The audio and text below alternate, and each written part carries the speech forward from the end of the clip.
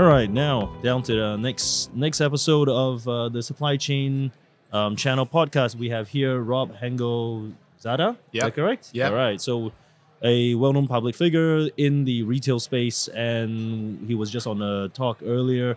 And I would like to kind of point out, Rob has mentioned to me that he has been to all 10 of Retail Fulfillment Summit. He's a 10 out of 10 legend because I'm sure there are people, but this is the first time I met someone who has actually been to all this. It's very generous. Yeah. You did mention that you met somebody the first time here. Yeah, so it's quite an interesting story. So if we rewind the clock 10 years ago, Shippit was just, kind of more than a little bit of an idea at the time.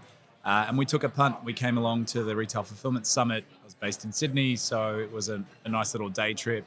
And I sat in one of the sessions and I heard, the infamous Gary Wheelhouse from Harvey Norman talking about how they were turning their stores into micro-fulfillment centers. And at the time, Shippit was a bit of an idea around how do we improve delivery experiences and bring an Uber-like experience to life. And I had this penny drop moment, which was, could we not provide Harvey Norman with the ability to be the very first retailer to do same-day delivery nationally?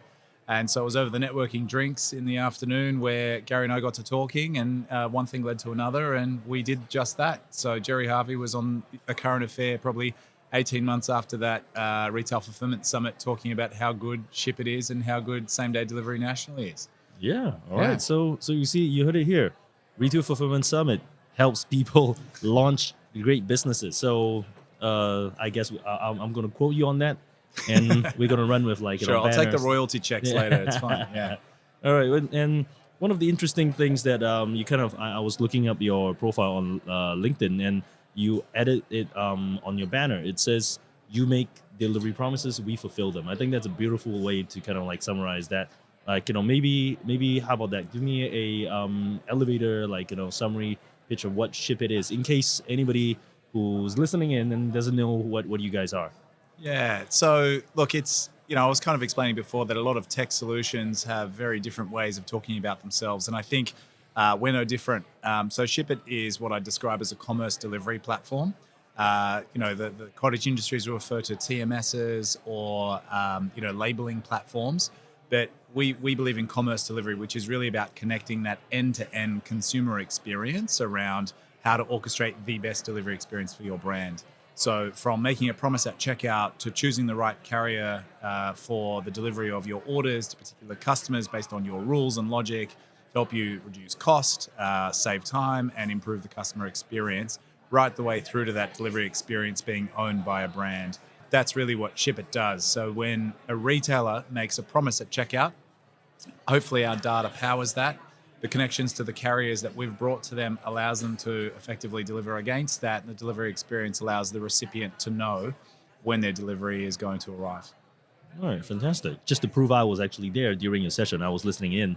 There was an interesting statistic that jumped out at me that you shared. Was it 65% of consumers don't buy unless there is a discount, unless there's a sale? Do you want to share a little bit more about that? Yes, everybody talks about the cost of living crisis, and yet the contradiction is household savings are at record levels. And what you're really seeing is frugality in the marketplace. So the industry has trained the consumer to only ever buy on deal. And as a lot of retailers have kind of sought to create more sustainable business models, the frequency of discounting has kind of gone away. So if you rewind your mind, 3-4 years ago, you could pretty much be guaranteed there's a 20 to 30% off event coming every other month of the year. Mm-hmm. Now these events are few and far in between, and loyalty programs have taken a very different blend on that. And what we're seeing is consumers are actually holding out, where 65% of them will actually not buy a big ticket item until a peak event where you've got a significant discount. The actual data that underpins that, based on the data we observe across 100 million deliveries on our platform, is that the average basket size and the average dollar per item on an online transaction in 2024 was lower than what it was the prior year. Mm-hmm.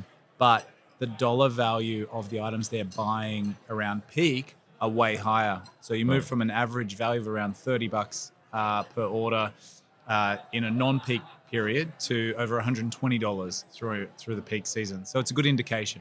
Yeah. Okay. So maybe as a consumer, I'll ask the question. So that is the way that the trend is going? We're all saving up to do that. But what are like retailers doing to take advantage, or at least anticipating that? I think it creates a really big challenge for the retail industry because you've really got a smaller window every year within which you can convert the sale. We're seeing a lot more intense competition. International players in our market are increasing the cost of acquisition for customers. And then retailers are trying to protect their bottom line by not offering up every item on discount. I think the way some retailers are responding is looking more exclusively at personalization and data to suggest who might have earned their discount, who doesn't. How do you actually use it as an incentive for loyalty, rather than just trying to win more customers and acquisition? And I think the smarter retailers are playing the long game, and they realize that if they have to discount, they have to deliver exceptionally well and deliver a great experience, which gets that customer to come back and actually pay full price in the future. If you look at the actual data on a product by product basis, Amazon is no longer the cheapest player in the market compared to some of the big brands in Australian retail. But what they're trading off is reliability and the connotation of value that you get when you buy on Amazon. Yeah, yeah, and you did mention that around like buying way too many things and then like end up still using them because of how that countdown clock is working towards that. Yeah. They've got an infatuation with the delivery promise. Yeah. And I think and what we can learn from Amazon is really their protection of the shipping experience or the customer experience. Whilst retailers often try to create a promise at checkout, say, your delivery will get there in 2 to 3 business days, it's not specific, it's not entirely accurate, but we're okay with it because that's just the way the market has always shopped. And if it happens to get there in 4 days, it's not the end of the world. Amazon view that in a completely different fashion. So they'll look at, what do they have high confidence that they will be able to sell to hit a delivery promise they make at checkout. If they don't have confidence they're going to hit that delivery promise at checkout, they will not make the sale. That is a very different philosophical shift for a retailer, where many retailers tend to overpromise and underdeliver, and then they try and add buffers in to underpromise and overdeliver. Yeah. But Amazon tries to strike that right balance of delivering on time every time. So maybe here the question, like you're in a unique position to answer this, right? So what is the role that you see technology playing in like the retail fulfillment? Like businesses, how can they stay ahead of like advances in technology, AI, and all that? Yeah, it only took us a few minutes to get into AI, Peter. So well done Oh, okay. on not getting us there too early. I was gonna drop that car like in the first minute, like Yeah. But look, genuinely, I think what we talk about in fulfillment and logistics is it's real-time data visibility and autonomous decision-making. If we think about it in that way, historically, to be a human populating a spreadsheet, comparing that spreadsheet with other spreadsheets, doing a VLOOKUP, sitting in a meeting and making a decision. And what we're seeing is there's a great role for technology to provide the connectivity, the visibility, and the autonomous control to govern the logic. AI is the next natural extension of that, in that it can learn about the right path. And I think, particularly for very complex logistics models, I was talking to someone the other day who works for a global retailer in the States. And really, with the new tariffs coming in, there is a great deal of complexity in shipping internationally right now. And what would have otherwise required teams of people to represent the different interests of a warehouse, an inventory planning, sort of forecasting department, those that specialize in procuring sea freight, air freight, those that specialize in customs brokerage and understanding all the different duties and taxes implications of shipping from certain, countries to destinations. Effectively, the role of AI can consume all of that data and start creating a lot of those negotiations internally so that a multi-agent orchestrated model can derive the best path to be able to sell in the US if you're fulfilling out of China, as an example. So I think that's where we'll see that the future sort of head to. But for right now, it's just table stakes. Have you got visible data that you can act on? Have you got the controls in place and the flexibility to act on those things? And how quickly can you implement it? And that's really what the role of technology, particularly solutions like Shippit, provide. Yeah. Another theme that we see across the agenda for Retail Fulfillment Summit 2025 is around like omni-channel, fulfillment strategies. As in, like, omnichannel is not a new word. I think I've come across that quite a bit in the buzzwords that they get thrown around. Yeah. So what do you think about that? As in, what do you think would be the best way for retailers to integrate that into their strategies and how they can adapt? If you think about the retail market, you've got these two discrete segments, right? You've got the pure play retail that's only ever known online. And we're seeing a blurring of the lines with some like Adore Beauty, more recently sort of venturing into the in-store component and becoming an omni-channel retailer. But traditionally it is where you have a physical offline presence and you're putting that online. Traditional models were multi-channel. And multi-channel is I have an online store and it competes with my physical stores. So incentives are not aligned. You really don't have the same proposition. So to the end consumer, you buy something online, you go to the store and you try to return it and they say, sorry, that's an online order, you can't return it. Then in comes the omni-channel model. And the omni-channel model, I think, is really about being able to transact with a retailer wherever their stock may be held and however you choose to transact, be it online or in a store. So true omni-channel means if they're out of stock in a particular store location, you can make the purchase and it gets delivered to your doorstep. In an online fashion, you could make the purchase and go and collect it in the store. But really the core benefit of omni-channel retailing is traditional retailers would have about 20% of their inventory sitting in a warehouse, 80% of their inventory would be captive in a store location.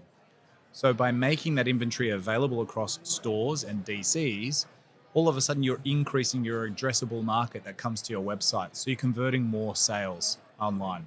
I think a few more questions I think just want to touch on. So here, the customer experience is a central theme in throughout like Retail Fulfillment Summit. So how do you think retailers can better meet customer expectations through their fulfillment processes? It's a very loaded question, I think, Peter, but a good one because it's the continual challenge. And I think it comes back to data visibility again and having capability. Delivering against a great customer experience, we have to define what that actually means. A great customer experience, if you look at the research, it indicates that the delivery is reliable above all else. The delivery is economical, so they don't have to actually pay for delivery, and they look at the total basket or transaction cost to them as a consumer. And once you look at those two things, then it really is about the reliability of that delivery experience and fulfilling against what you're promising. So I said reliability first, then I doubled down on reliability. But reliability is two sides of a coin, making a reliable promise and reliably delivering against that promise. So what can retailers do? The first step is to review their data religiously to understand how am I performing. The little known fact is usually we blame the courier and say, oh, couriers are always running late. There's always a delay in shipping networks. But rarely do we scrutinize the fulfillment process with the level that it requires, particularly in omnichannel. If all you were doing is running warehouses, you're obsessing about how quick it is to pick and pack an order and get it out the door. You lose a bit of autonomy and control when it comes to a store network because you've got people who are otherwise, dealing with store visitors and kind of managing customer service to actually fulfill on your behalf. So that really, therein lies the challenge in getting really accurate around how you control that. Then it comes back to incentives. It comes down to systems connectivity. It comes down to all these sorts of things. So I think what we like seeing is, and David Jones is a great example of this, where they've taken an end-to-end value chain approach to thinking, and they're thinking about transformation in that customer experience from an end-to-end value chain. No sacred cows. This is how we're going to improve things, and this is the team that works across the organization to actually get there. Yeah, I think we had I'm not sure how to pronounce the last name, but Nicole from David Jones in the morning talking about that exact thing. So I want to see that. I wanted to get a bit around your personal life. How did you end up in retail? How did you end up here? As in, I looked up the LinkedIn. I think you started at, was it Qantas, and then there was quite a few steps early there. days. So how did you end up from there to here? Will and I are co-founders of this business.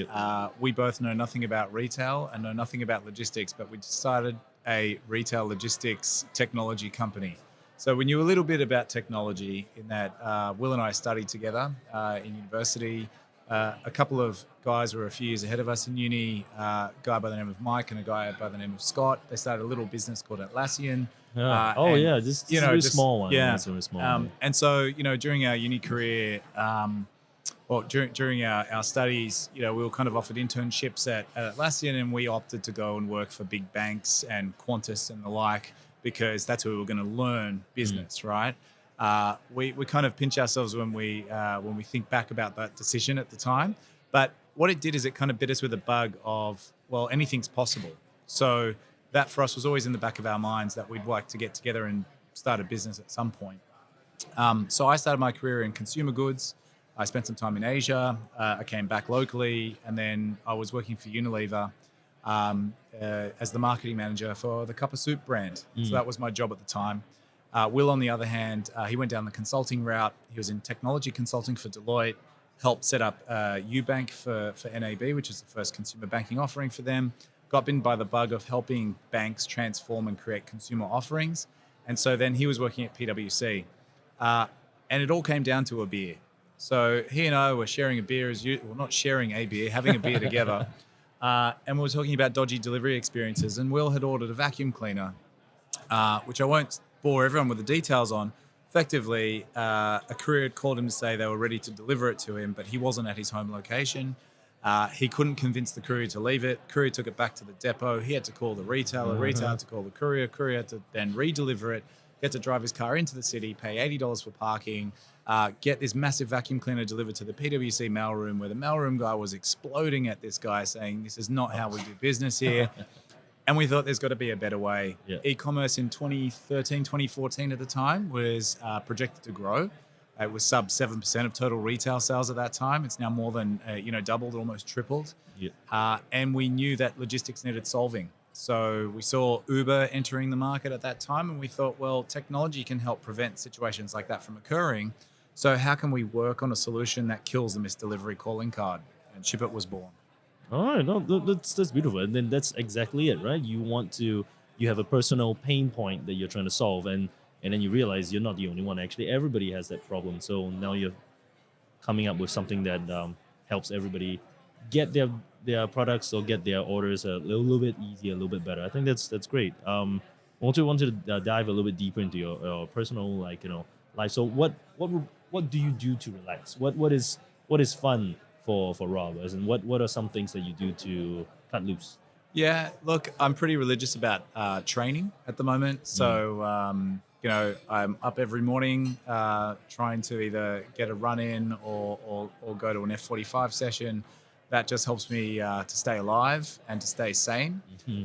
But I think what I enjoy most is spending time with my kids. I've got 2 young kids and they are just everything to me. So really about having balance.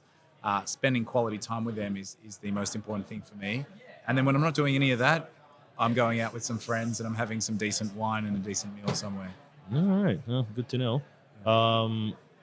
What would be a piece of advice that you would give if you had a chance to give it to a younger Rob? As in, we are a little bit more advanced now. You can look back. Hey, if you ever had a chance to give it a piece of advice, someone, a younger version of you, what would that be? Yeah, I think it comes back to really having the confidence and conviction to do the things that you feel strongly about. I think that was kind of what drove the initial spark of starting the business in the first place. But it was always an ambition that we had, and there were numerous ideas that had kind of passed through my mind and Will's where we didn't actually take the leap and do something around it. And I think taking that leap is quite symbolic because there are probably a lot of areas in life which people think about.